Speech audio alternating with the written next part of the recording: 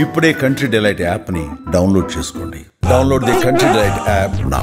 రాజేంద్ర నగర్ కిస్మత్పూర్ లో దారుణ హత్యకు గురైనటువంటి యాకత్పుర మహిళ కేసును మొత్తానికి పోలీసులు ఛేదించారు.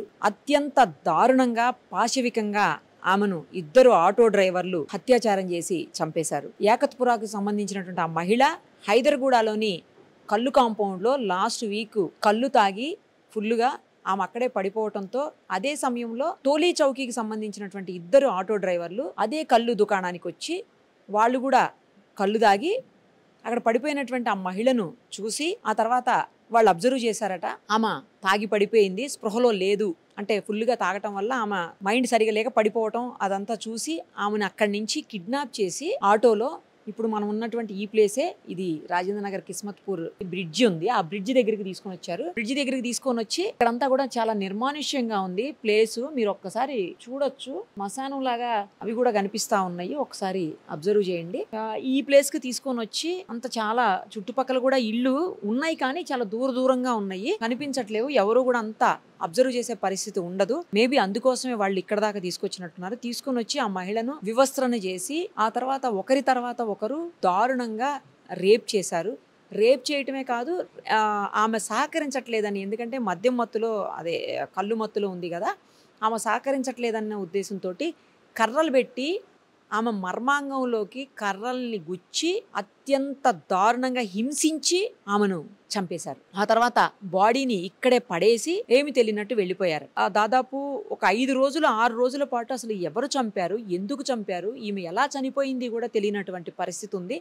ఆ తర్వాత పోలీసులు పకడ్బందీగా మొత్తం నాంపల్లి నుంచి హైదర్గూడ వరకు మొత్తం సీసీ కెమెరాలన్నీ తీసి ఫుటేజ్ మొత్తం పరిశీలించి ఆ తర్వాత ఆ ఆటోలు ఎటుపోతున్నాయి ఏంటి, ఆమెను ఎక్కించుకున్న తర్వాత ఎటు వెళ్ళారు అని చూసి అక్కడి నుంచి వాళ్ళు ఇప్పుడు మనం ఉన్నటువంటి కిస్మత్పుర బ్రిడ్జి దగ్గరికి రావటం గమనించి అందులో మొత్తం సీసీటీవీ ఫుటేజ్ అంతా తీసిన తర్వాత పోలీసులకు క్లియర్గా క్లారిటీగా ఎవరు చంపారు, ఎలా చంపారు అనేది బయటకు వచ్చి మొత్తానికి ఎస్ఓటి పోలీసులు హంతకులిద్దరిని కూడా అరెస్ట్ చేశారు. ఇది లాస్ట్ మొన్న ఆదివారం కాక ముందు ఆదివారం జరిగినటువంటి ఘటన. వెలుగులోకి రావటమే ఆలస్యంగా వచ్చింది. ఆ తర్వాత పోలీసులు పట్టుకునేదానికి కూడా ఒక 5 రోజుల వరకు సమయం పట్టింది. ఎందుకంటే ఏ విధమైనటువంటి ఆధారాలు అక్కడ దొరకకపోవటం వల్ల కేవలం సీసీటీవీలో ఫుటేజ్ ఆధారంగా మాత్రమే పోలీసులు పట్టుకోగలిగారు. ఇక్కడ 2-3 విషయాలు మనం మాట్లాడవలసిన అవసరం ఉంది. ఏంటంటే ఒకటి, ఆ టైంలో మహిళ ఎందుకు బయటికి రావాలి, వచ్చినా డే టైమే వచ్చినా తాగటం అనేది ఇక్కడ ఆలోచించాల్సిన విషయము. తాగినా అంత ఫుల్గా తాగటము, అక్కడే పడిపోవటము అంటే ఆమెకు ఏం చేస్తున్నానో కూడా తెలియనటువంటి పరిస్థితి ఒకటైతే. అదే సమయంలో అక్కడే ఉన్నటువంటి ఎవరైతే ఈ ఆటో డ్రైవర్లు ఇద్దరు ఉన్నారో వాళ్ళది గమనించి అడ్వాంటేజ్ తీసుకొని ఆమెని బలవంతంగా ఆటోలో తీసుకొని వచ్చి స్పృహలో లేనటువంటి వ్యక్తిని ఇక్కడికి తీసుకొని వచ్చి చేయటం, అత్యాచారం చేయటం.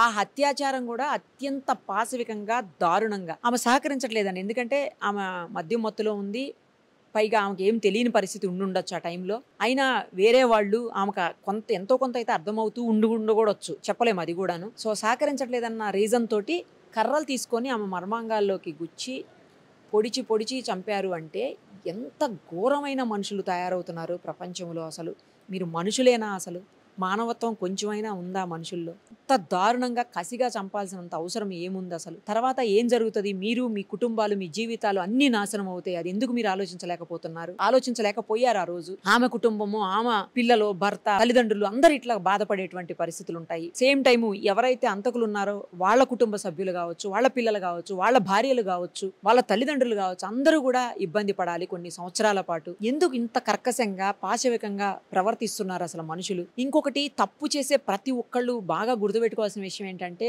మీరు పోలీసులకి, చట్టానికి ఖచ్చితంగా దొరుకుతారు. పోలీసుల నుంచి, చట్టం నుంచి తప్పించుకోలేరు. ఆ విషయాన్ని బాగా అర్థం చేసుకోండి. అయిన తర్వాత శిక్షలు చాలా కఠినంగా ఉంటాయి. లేట్ అవ్వచ్చేమో కానీ కఠినమైన శిక్షలు అయితే అమలవుతాయి. చట్టం చాలా సీరియస్గా ఉంటుంది.